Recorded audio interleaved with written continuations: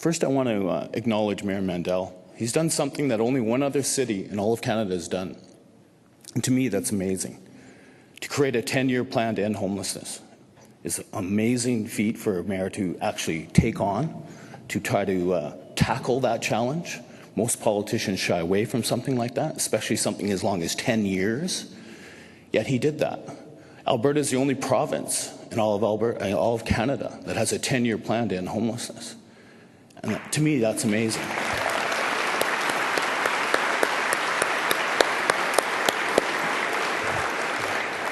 And I firmly believe from the bottom of my heart that Edmonton will be the first city in North America to end chronic homelessness.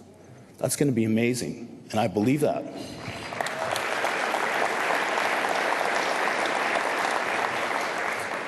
And when I say chronic, we'll always have homeless people, yes. But people don't need to be on the street 20 years, 15 years, 10 years, 5 years, 3 years, 1 year. The plan calls for it that in 10 years from now that someone, when they become homeless because they've lost their job or they're sick or they have a mental health episode, that within 21 days they'll have a home again. And that's incredible. That's an incredible thing for a city to take on. And I believe Edmonton will be a shining example to all of North America. And that's, to me, I'm very proud to be an Edmontonian. 6 years ago, I asked God a really silly question. I didn't know it was silly at the time. I quickly found out it was a silly question to ask God. But I asked God, why? And I learned that you don't ask the creator of heaven and earth, the sun, the moon, the stars, the universe, everything on the earth, everything in the earth. You don't ask that guy, why? But I didn't know that at the time. And why I asked him that question was because I was empty inside. I was in my late 40s, owned 5 businesses, had a beautiful wife, 2 beautiful kids, nice home in West Edmonton, but I was absolutely dead inside. And I wanted to know why I was feeling the way I did. I went to church on Sunday, member of my missions board at church, loved my church, loved church activities, but I was dead inside. And it started me on a quest. And I wanted to know why I was feeling that way. I just learned I didn't have to ask God why. And I started researching. I started reading the Bible intensely. And I've read the Bible many times, but I was on a quest. I wanted to find out why I felt so dead, so empty inside. I felt like I had lost my faith. And I started searching and searching. I went to conferences. I went to conferences in Regina. I went to conferences in Vancouver. I went anywhere there was somebody talking about God, I wanted to know. I read book after book after book. And I was searching and searching and searching. And one day I was reading in Acts. I love Acts. I love the book of Acts. I love that story of Christ's ascension. 40 days after his resurrection, he walked the earth, taught his apostles. Some stories say he met with 500 people in those 40 days. And then there he goes, up on a cloud, back to heaven. And the apostles are left, and he says, go to Jerusalem and wait for me. And they go, and they sit in this upper room, 120 of them. And the Holy Ghost comes. And it's an incredible story that now God is no longer just around man, but God is inside of man. And I'm pondering that, and I'm thinking, that's an incredible story. And the people who were there saw these apostles acting very strangely. People said they were drunk. They were talking in strange languages and tongues, and they were acting really weird. And people were saying, what does this mean? And Peter stands up, and he gives this incredible sermon, this illiterate fisherman. He spent, a couple of years with Jesus walking, and he went and said, this is that. This is that Joel, the prophet, spoke of 400 years ago. Joel said this was going to happen. And they had nothing to frame this with. This had never happened before. The Spirit of God was now inside of men. There was no frame of reference. It was blowing their minds. And Peter gets up and tells them why. This is that. And after he speaks, everyone says, what must we do? And I thought, wow, those are great questions. What does this mean? And what must I do? And I thought, okay, those are better questions. So I started living my life from that moment on, asking those questions daily. Of everything I was experiencing at work, in my relationships, what does this mean? And what must I do? At the same time, 4 years ago, there was an explosion of homelessness in Edmonton. We had all kinds of crazy events happening.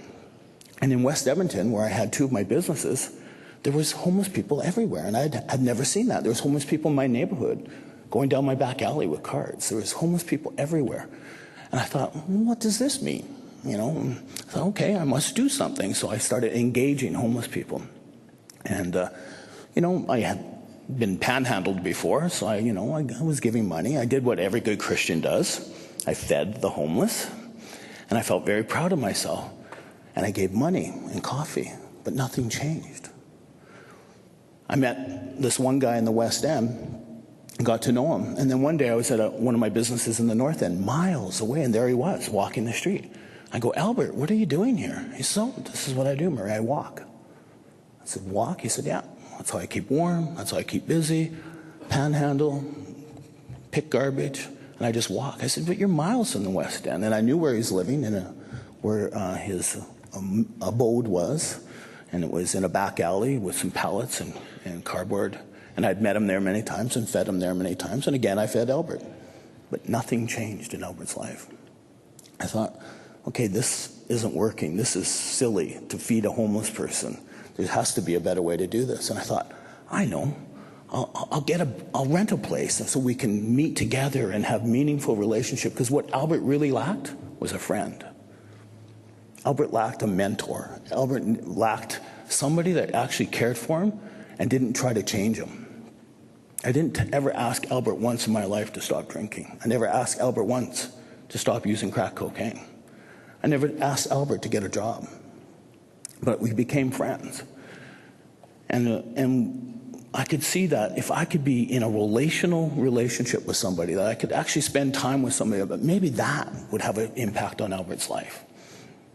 So I thought, I'll rent a place. So I went down in the West End where I grew up, and I thought, well, Stony Plain Road, I'll probably be able to rent something there, and I knew there was a lot of homeless people in that area. And I found a place. It was empty, and I met with the landlord, and I told him, what I want to do. And he said, oh, that's a great idea. The place had been empty 7 years, and he just, owns a lot of property in the city of Edmonton, and I love my landlord. God bless you, Brent Green. You're a great guy. And I said, this is my plan. He said, great. I'll give you a great lease. I said, great. I'll be back in a couple of weeks. I didn't go back for a year.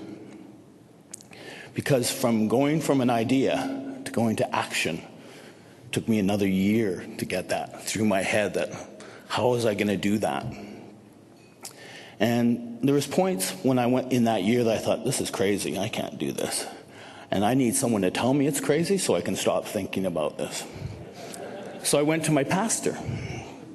I said, Pastor Glenn, this is my idea. Tell me that's crazy. And he looks at me and goes, that's the greatest idea I've ever heard, Murray. I think that's exactly what you should do. And I just looked at him and go, and in fact, we as a church will help you. We'll give you some money to get it off the ground. I can't guarantee how much, but we'll help you. Oh, great.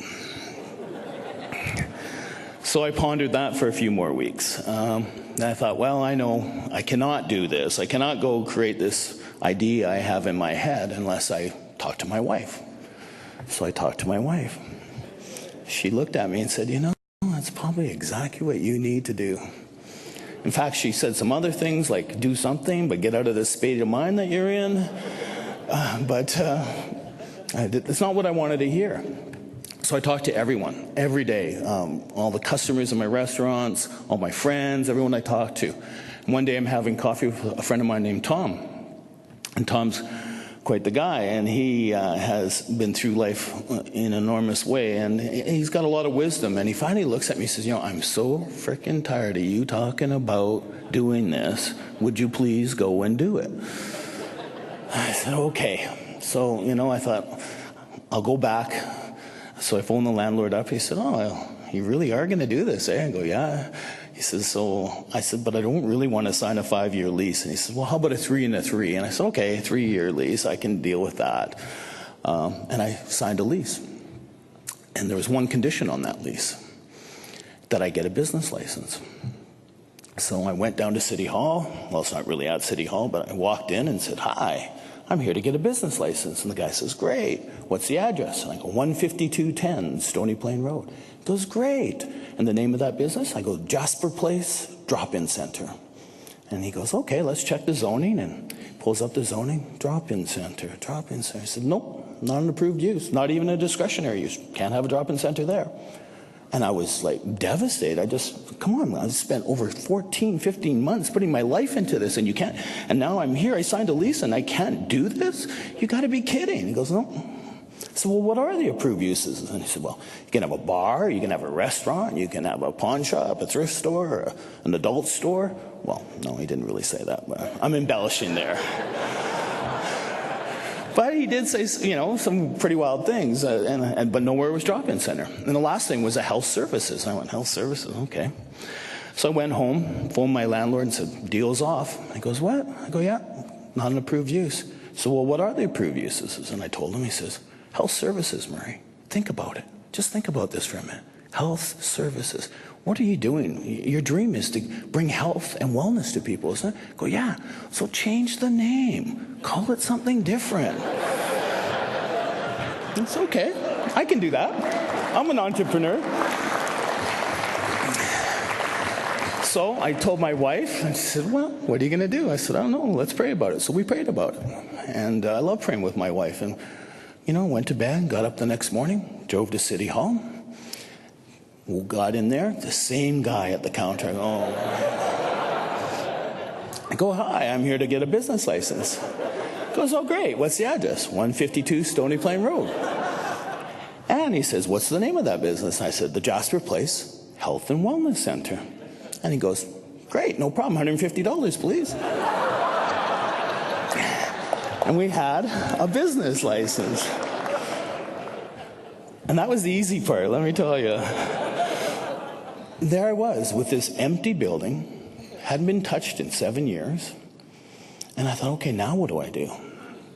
And my wife and I talked, and she said, okay, she'll take on more responsibility with the businesses. I will step away from the businesses. We'll hire some people to help her. And I will set out on building this idea I have in my head. And I quit my job and started doing that. My wife quickly said, I think you need a part-time job. We do have a mortgage and 2 kids, remember? I go, right, okay. So I took a part-time job. Couldn't believe how hard they worked me for how little money I was making. I just couldn't believe it. I quit my part-time job. I quit my second part-time job. And finally, I found a part-time job that worked with what I wanted to do. I became a newspaper carrier. And I took a job with the Edmonton Journal, and I delivered newspapers from 3:30 in the morning till 6. And then I went to the center and sat there figuring out what I should do. And one of my pastors at my church said, there's this group in the West End meeting, and you should come to this group, the West Edmonton Interfaith Coalition on Poverty, and tell them about what you're doing. So So I went down to this meeting and introduced myself, told them this dream. They said, we'd be interested in partnering with that. And to this day, I think there was 23 churches there that day. To this day, 6 churches, which are represented here, I'm sure, are still supporting the Jasper Place Health and Wellness Center. And that's amazing to me because we had no money. And one night I got a phone call, and this guy's on the phone. Hi, my name is Reg Appleyard. I go, okay. He says, so you really think you can pull this off? I said, I'm having my doubts. And he said, yeah, no doubt. I said, what do you need to get this off the ground? I said, well, I need drywall. I need to build offices and bathrooms. And it was just a shell of a building. And he said, okay, what else do you need? I said, well, steel studs to hang the drywall on. Okay, good. What else? I said, well, drywall, tape, mud, paint. And I'm starting to get this list going in my mind. Bathroom fixtures, I'm rattling this off. He said, great, meet me at Rona tomorrow morning. We go to Rona, pick it all out. Reg whips out his credit card. $9,000 later, I have all this drywall. Next day, it shows up at the center. Thank God, in my previous life, I had hung a lot of drywall as a young man in construction. So I set about with the plans that I kind of made on my Excel spreadsheet that I gave to the city as approved plans. Sorry about that. I figured 4 years later, who's going to know? Who cares, right? Us entrepreneurs, we're dangerous people. And started laying it out on the floor. And a customer from the coffee shop who was retired, had nothing to do, he joined me. And we went about for the next 5 months building 2 bathrooms, very large bathrooms, and 3 offices.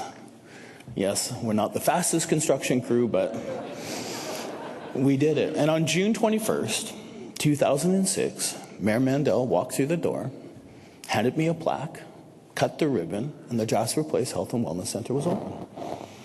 And the real journey began.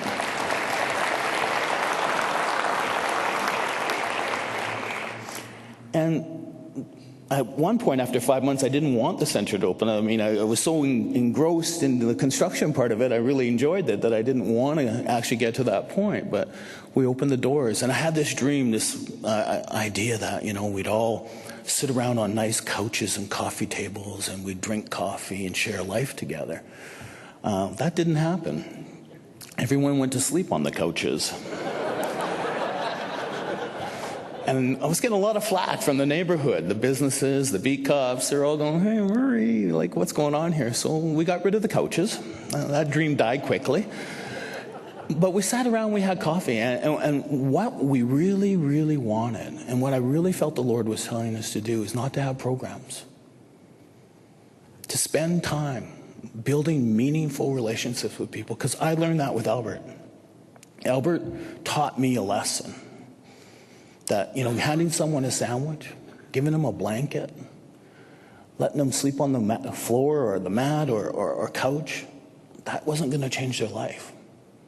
That nothing ever changed when I did that. But when I became Albert's friend and helped him to get his identification back and get his driver's license and helped him to get a job and helped him find a place to live, that changed Albert's life.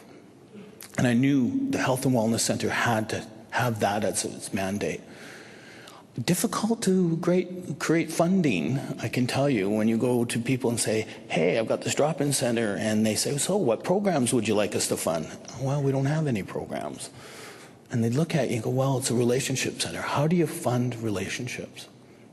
And in our society, we have a real trouble getting our heads around relationships and how to spend time with people and just let the world slip away.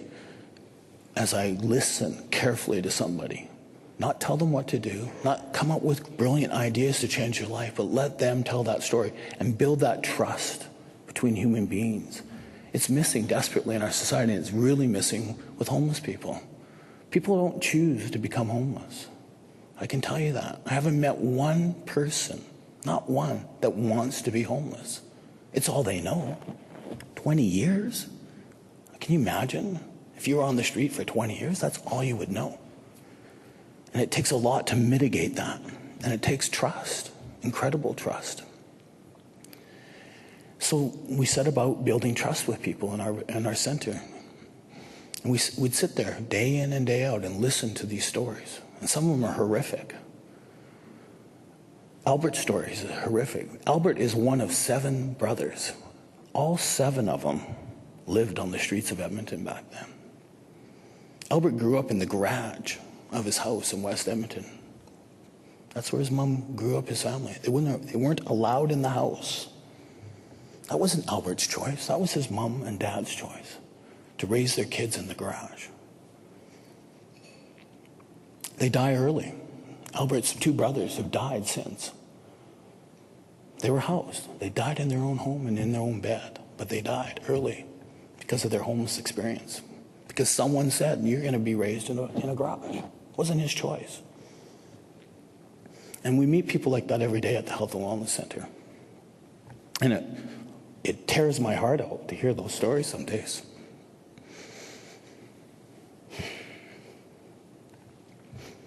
And what we need to do is be a person's friend, to be something to the least.